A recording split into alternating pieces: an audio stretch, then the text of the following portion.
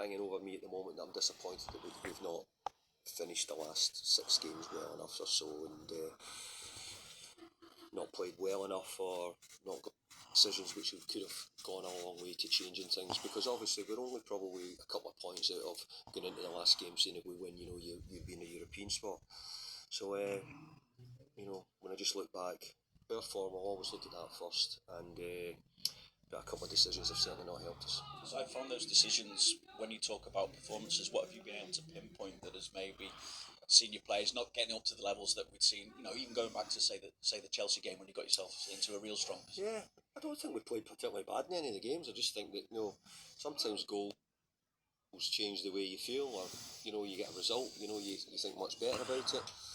When you don't get it, then you start to look at on the negative side. I don't think we've played that badly in the games. I just don't think we've been quite good enough to win them, and that's obviously shown in the results. In terms of planning though for next season, can I just check on a few players? First of all, Can check, but I might not give you an answer.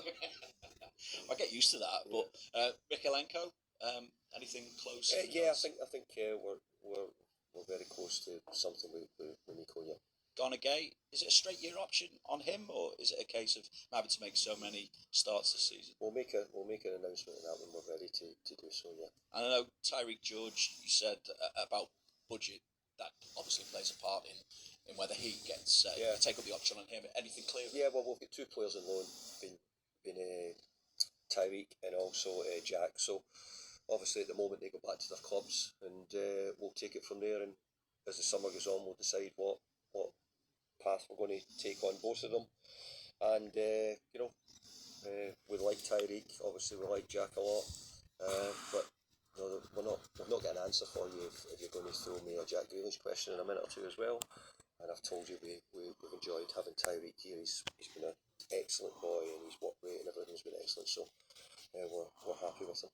Obviously, the weekend is about getting the job done for yourselves, but you're also part of a scenario that could keep your old club in the Premier League as well. So, what thoughts have you got on that, given the time that you spent at West Ham? I take it you've possibly had a few phone calls this week. Yeah, possibly.